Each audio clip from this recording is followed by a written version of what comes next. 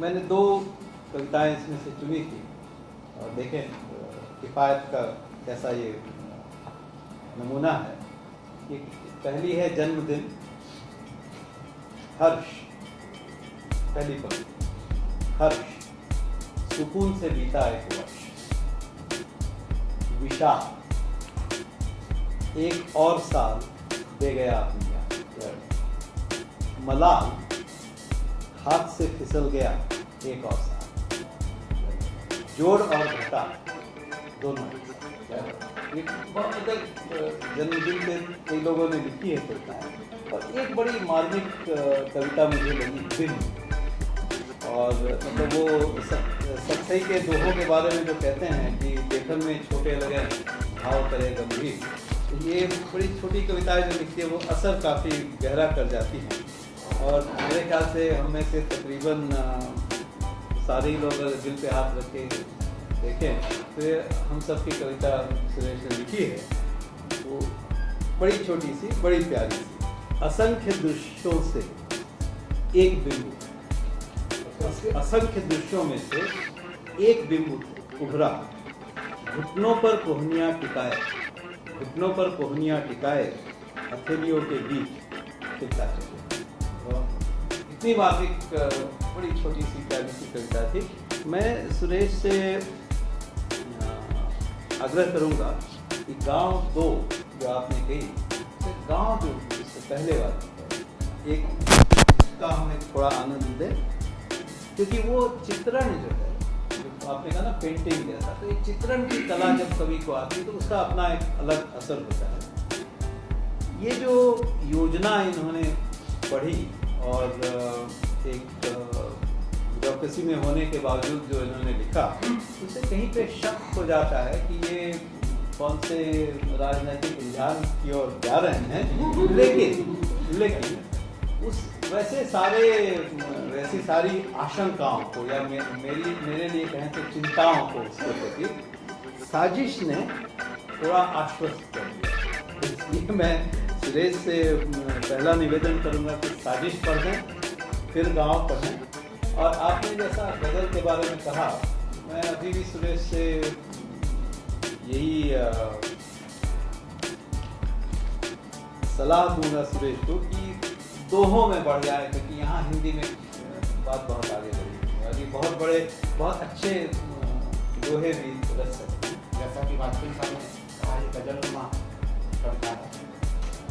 जो वारदात हुई नहीं उस पर बड़ा बवाल है, जो वारदात हुई नहीं उस पर बड़ा बवाल है, हुकूमत के सिरफिरों की इज्जत का सवाल।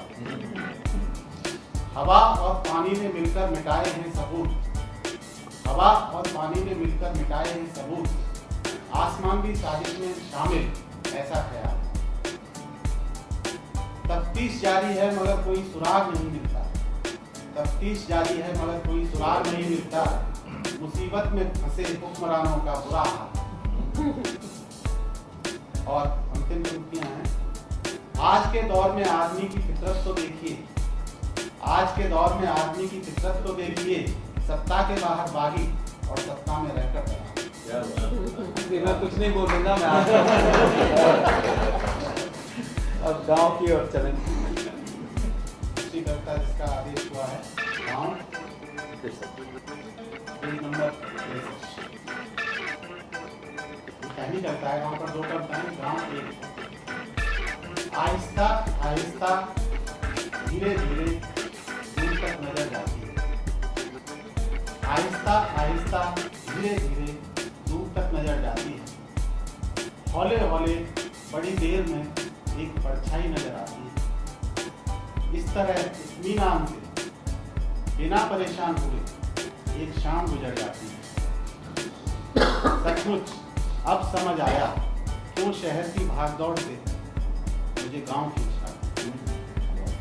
और उसी गांव को उन्होंने अपनी अगली कविता में बिल्कुल पलट दिया। वो भी एक बार सुनाई तो हमारे मुंह से अच्छी लगी। गांव 2 कविता वाजपेयी जी, वही गांव देखिए कैसे बदल दिया है इन्होंने। इसमें 2 बिंब हैं गांव के। एक गांव में पहला जो है इसमें सुकून है, एक ताजगी है, शहर की भागदौड़ से कहीं विश्राम है। और गांव की दूसरी तस्वीर, दूर तक जाती काली सड़क, यहाँ कभी धूल भरी पगडंडी, धुआं छोड़ती लॉरी, गाड़ी की चुरक चूक पीछे छूट गई। कविता का शीर्षक है चांद। आसमान का चांद पृथ्वी की झील में कैद है। आसमान का चांद पृथ्वी की झील में कैद है। पेड़ों की चारदीवारी से घिरा चांद। लोग चांद को छूने की कोशिश में पत्थर पर पत्थर फेंकते हैं। लोग चांद को छूने की कोशिश में पत्थर पर पत्थर फेंकते हैं। पृथ्वी अपनी धुरी पर घूमते घूमते चांद की ओर लपकती है। सूर्य अपनी चकाचौंध से ढीलता है चांद को। इन सब से बेखबर चांद सोया है मेरी गोद में।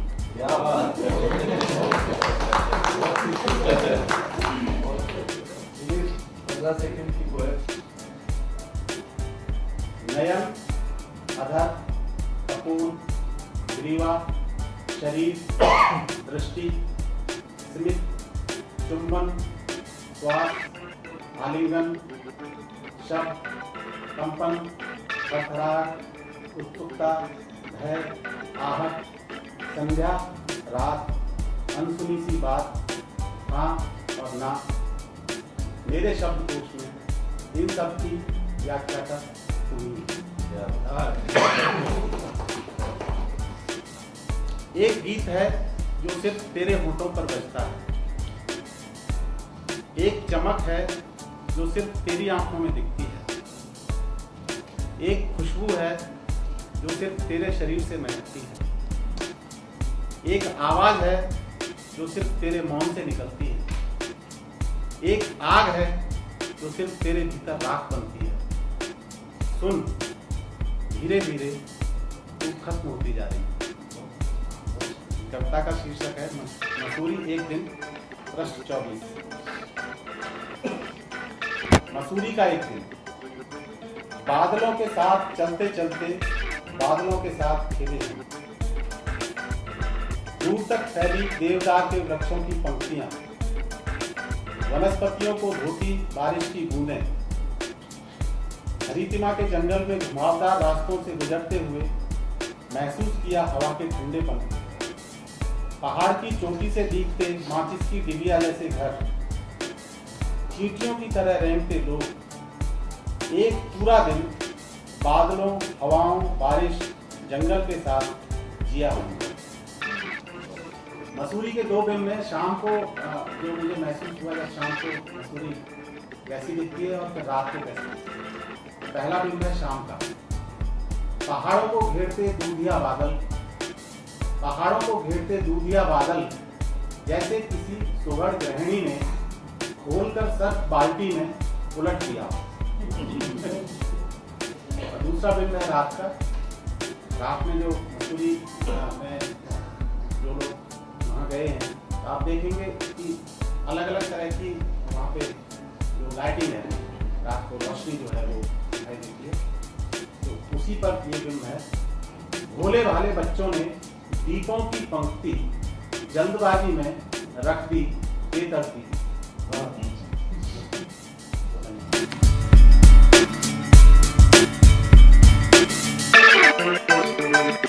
Thank you.